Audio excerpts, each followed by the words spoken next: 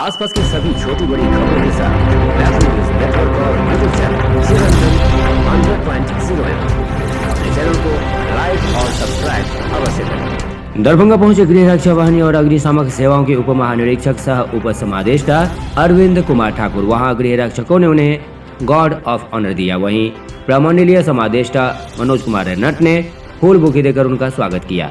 उन्होंने प्रमंडलीय समादेष्टा और जिला समादेष्टा का निरीक्षण किया और कार्यालय कैंपस में वृक्षारोपण किया। उन्होंने मीडिया से बात करते हुए कहा कि गृह रक्षा सरकार की एक रीढ़ है। मेरा गृह जिला है और हम चाह रहे हैं कि होम गार्ड को स्मार्ट बनाएं, चुस्त दुरुस्त बनाएं, जबकि पूरे बिहार में लॉ एंड ऑर्डर जो है हमारे होम गार्ड के ही कंधे पे चलता है। आप जिस थाने में जाइएगा तो हर जगह होम गार्ड मिलेगा। तो चूँकि अपने ज़िला की बात है और मधुबनी ज़िला के बगल में, तो हम चाहते हैं कि जो वैकेंसी वगैरह एग्जिस्ट कर रहा है अभी तक, तो उस पर बहाली मैक्सिमम होम गार्ड का हो और उसको फिर प्रिविलेज मिलता है। बिहार पुलिस बहाली में, अदर बहाली सब में उसको प्रिविलेज मिलता है। तो 11 के बाद से जो है बहाली नहीं हुई है, तो उस सबको भी रिव्यू करके हम चाहेंगे कि अपने कार्यकाल में पूरे बिहार में 15 जिला में ही 11 के वैकेंसी का बहाली हुआ है। रेस्ट जिला में मेरा यही मिशन है कि रेस्ट जिला में भी सारे होम गार्ड बहाल हों। और अपने दरभंगा जिला में तो 11 का हो चुका है, मधुबनी बचा हुआ है। तो हमने कह दिया है पहले ही मनोज को कि मधुबनी में भी प्रायोरिटी बेसिस पर वहाँ भी होगा। अभी चूँकि कोरोना काल के चलते हम लोग थोड़ा ये हो रहा है। और यहाँ 11 के बाद से जो वैकेंसी एग्जिस्ट कर रहा है उसके बाद उसको भी बहाल करते हैं। मैक्सिमम बहाली हो, यही हमारा इच्छा है। सर, कई सारे सुधार शुरू हुए थे होमगार्ड में। कई सारी समस्याओं से जूझना पड़ता है जवानों को, और उनका जो सेवा का जो काल है, सेवा के बाद जब रिटायर होते हैं तब भी कई सारी समस्याएं आती हैं। तो किस तरह से उसमें शुरू किया गया है? वो सारी समस्याओं का निदान करने के लिए हमारी अभी डीजी मैडम शोभा उत्तर मैडम हैं, वो चाहती हैं जो हमेशा माने कुछ हम करें होमगार्ड के लिए। तो सबका ईपीएफ कटौती होता है, जो लोग ड्यूटी करते हैं ईपीएफ कटौती होता है। तो रिटायरमेंट के समय 1.5 लाख का बेनिफिट जो है हम लोग हर वैसे जिनका 20 साल का कार्यकाल पूरा हो गया तो रिटायरमेंट के समय उनको हम 1.5 लाख का ये चेक जो है अपने मुख्यालय। सर, इस कार्यालय का अस्थायी भूमि जिलाधिकारी के द्वारा आवंटित किया गया है। जी जी, 7 माह से फाइल लंबित पड़ा है। हाँ हाँ। तो क्या मतलब निकट समय में? नहीं, निकट समय में नहीं, एकदम त्वरित गति में जो है वो ज़मीन का हस्तांतरण होगा और वहाँ हमारा अपना जिला समादेष्टा का कार्यालय बनेगा। कब तक उम्मीद किया जा सकता है कि शिफ्टिंग का? ये देखिए, ज़मीन मिलने के बाद फिर हमारा वहाँ इंफ्रास्ट्रक्चर भी बनाना है ना। ज़मीन हमको डीएम साहब दे देंगे, उसके बाद उस पर इंफ्रास्ट्रक्चर भी तो खड़ा करना पड़ेगा ना।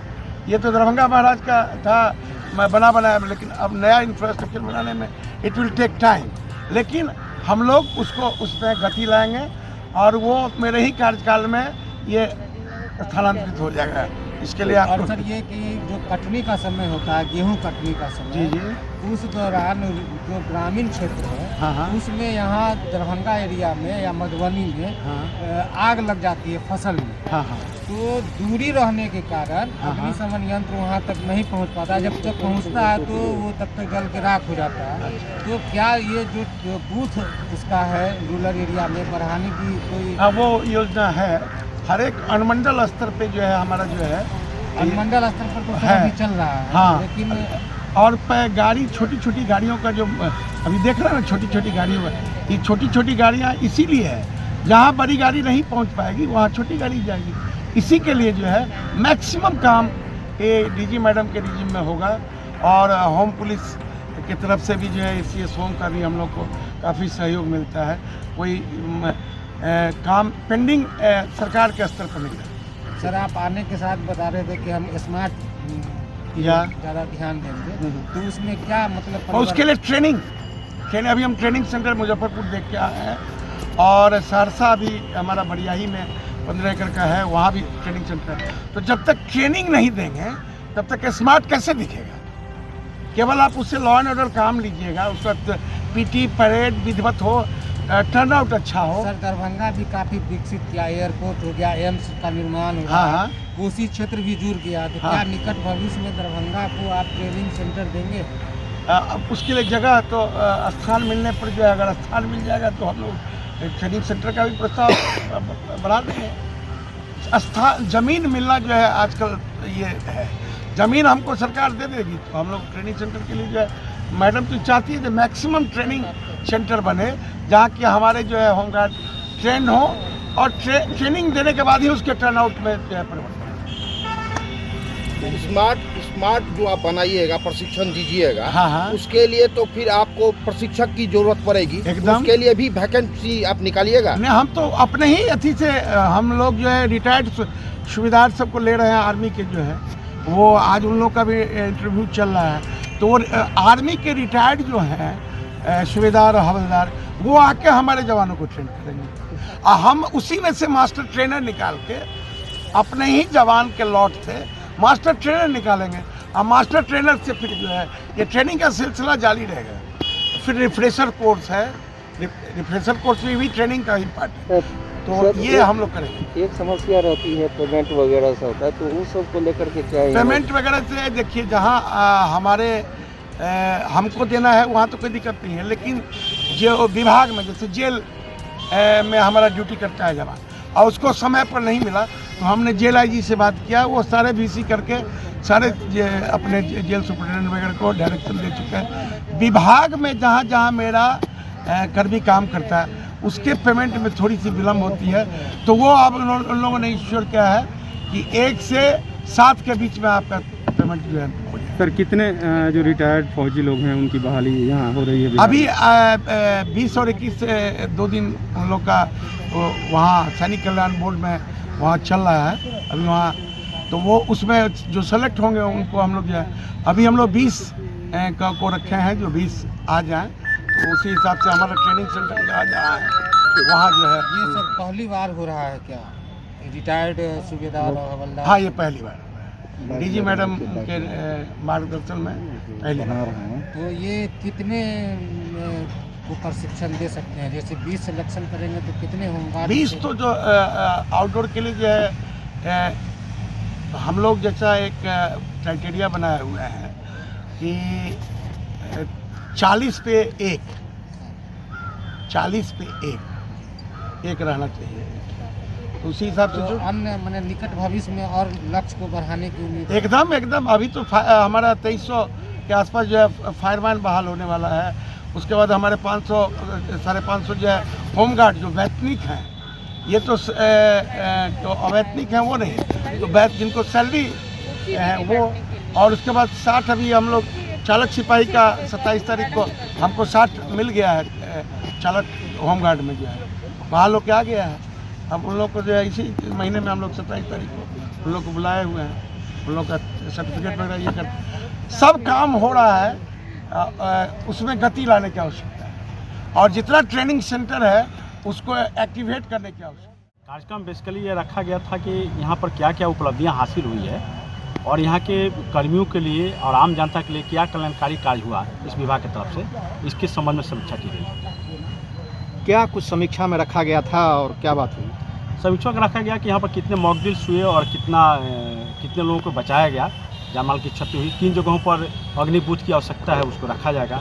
गृह रक्षावाणी में ये हुआ कि इनको ज़्यादा से ज़्यादा चुस्त बनाया जाए ताकि आम जनों में इनका जो है छवि अच्छा हो और ज़्यादा से ज़्यादा ट्रेनिंग कराया गया है। करीब यहाँ पर 70 लोगों को ट्रेनिंग भी कराया गया है और इस तरह से ये कार्यक्रम चला आ रहा है। दूसरा कार्यक्रम यहाँ पर हो रहा है कि हम लोग जो विरक्षक के बच्चे हैं उनके कल्याणकारी योजना के तहत उनके बच्चों को हम लोग जो है राजमिस्त्री और पढ़ाई का कार्य दे रहे हैं और हमारे जो गिरक्षक ट्रेंड है वे उनको ट्रेंड कर रहे हैं। सर, अग्नि से सुरक्षा लोगों को मिले, इसके लिए आम जनों को भी इसकी जानकारी मिलनी चाहिए।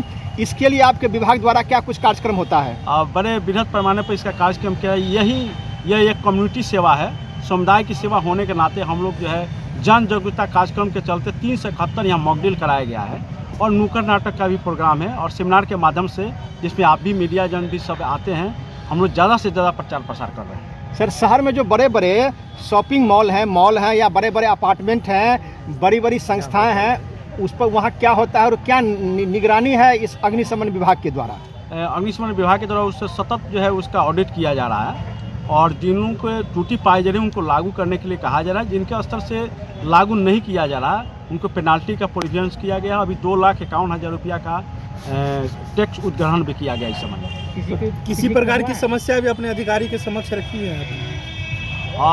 समस्याएं खास करके यहाँ हम लोग और स्मूथ करने के लिए अपने अधिकारी को ये कर रहे हैं कि जो शहर के मध्य में एक सेंटर बनाने की आवश्यकता है, अग्निशमन सेंटर, ताकि ज़्यादा से ज़्यादा एरिया को कवर अप किया सके, क्योंकि यहाँ पर बहुत सारे सम्भ्रांत नागरिक भी हैं और बिजनेस सेंटर भी है।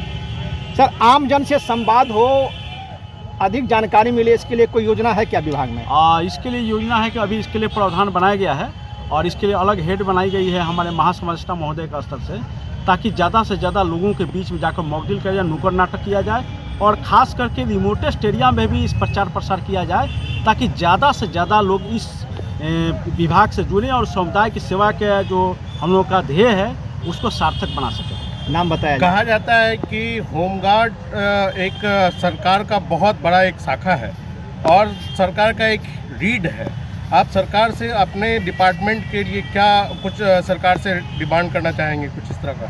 और मैं यही अपने विभाग से अनुरोध करूंगा कि जितने भी होमगार्ड के सेंटर्स हैं वहाँ पर उनका भवन भूमि आवासन की बेहतर सुविधा हो, उनके बच्चों के लिए शिक्षा की सुविधा अच्छी होनी चाहिए और समय समय पर जो सुविधाएं पुलिस के समकक्ष दिया जाता है वह गिरक्षकों को भी दिया जाना चाहिए, क्योंकि मेरा अपना 20 साल का अनुभव है कि गिरक्षक काफ़ी 35% संख्या में कार्य करते हैं और इन पर जो व्यय होता है वो मात्र 1.9% होता है। तो इस हिसाब से अभी इन लोगों की बहुत सारी सुविधाएं उपलब्ध कराई गई है और इसमें जो है लगातार हम लोग को कोशिश है कि ज़्यादा से ज़्यादा इनका कल्याणकारी कार्यक्रम। नाम बताया जाए। मनोज कर्नट, जिला समस्ता जिला अग्निशमन पदाधिकारी दरभंगा।